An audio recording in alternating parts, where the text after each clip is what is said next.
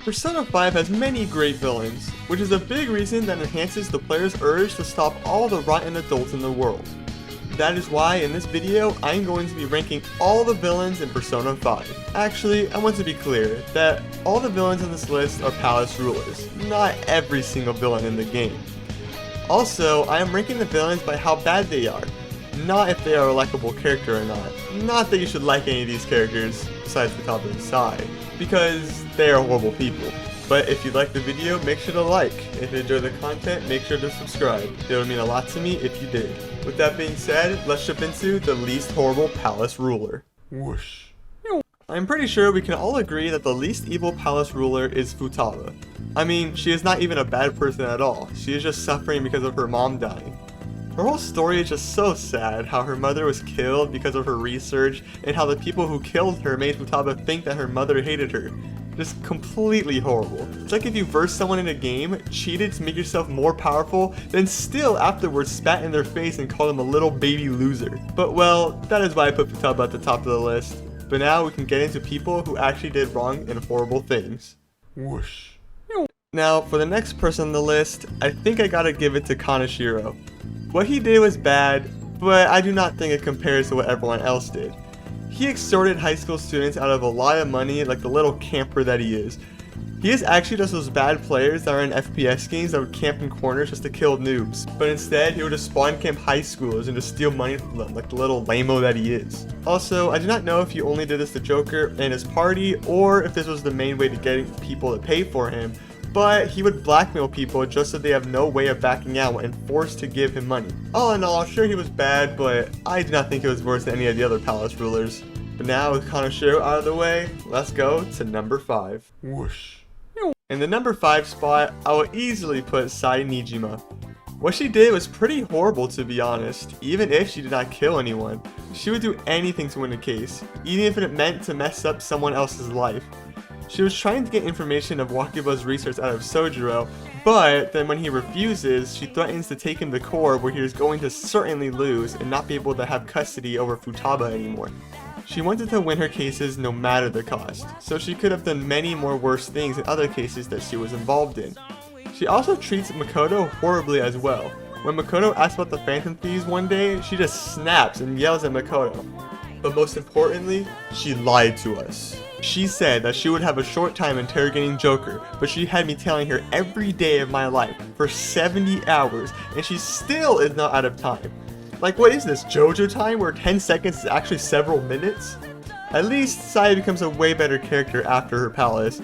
She finally starts to open up to the Phantom Thieves and help them for the rest of the game. She is the only one who has a change of heart without her palace being stolen, which is why I like her character a lot. But now, on to number 4. Whoosh. For the next palace ruler, I will put Madarame. What he did was horrible. It even led to multiple people's deaths. He would take the artwork of his pupils and credit them as his own, which made one of his pupils so upset that they killed themselves. That is not even the worst thing that he did in my opinion. The worst thing that Madarame did, which is the reason that he is higher up than the rest of the people on here so far, is that he watched Yusuke's mom have a seizure right in front of him and have her die so that he can take her art piece and credit it as his own. This is so bad because he had that thought as he was watching her have a seizure, and since he was able to think of that on the spot and actually go through with it, makes me think that he is a horrible person and does not deserve anything good that comes to him. Well, with all that being said, I think it's time to move on from Madarame. Whoosh. The number 3 spot, I would say, goes to Kamoshida. The reason why he is this high up is because he did horrible things to the people of Shujin. He would call students to attend to his special training, and then he would beat them up. This would ruin the mental states of all the students since they are constantly being yelled at and beaten. He would also call his female students and sexually assault them, which would then ruin the females' mental states even more. He is physically and mentally ruining the lives of kids, and these experiences will stay with them for their entire lives. He also made someone almost kill themselves because of all the trauma that she went through. She was so done with dealing with Kamoshida so that she thought of killing herself would be the best solution. Which it never is. I am shocked that they give you such a messed up person right off the bat, But also, it is great that they did because Kamoshida lights the spark in the player to want to stop all the rotten adults and keep everyone safe. But now, let's get to the top 2. Whoosh.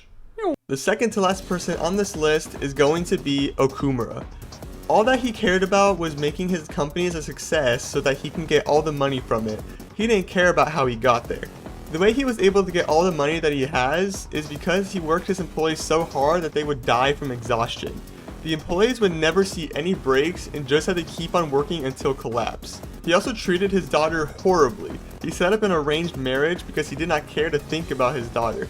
He set up his daughter to marry someone else who had money just so that Okumura could get the benefits of his marriage. He didn't think once about his daughter's feelings on the matter. He is this high up just because of how much people died because of him, and he didn't think twice about the people who died because he made money off of it. It did suck how he died because he was Haru's father, but it was kind of deserved. Whoosh. Now for the top spot on the list, and the only one who's left. Shido. I am pretty sure you guys can guess why he is in the top spot. He killed so many people.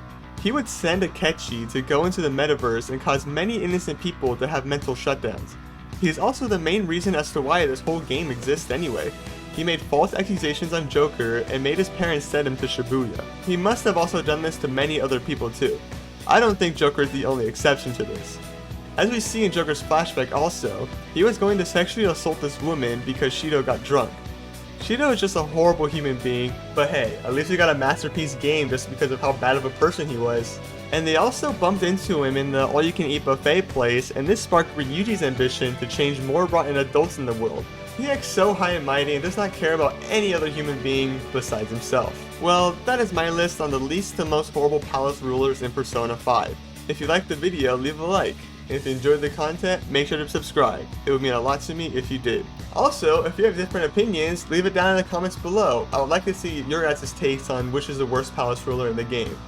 But with that being said, thank you everybody so much for watching, and I'll see you in the next video. Bye bye!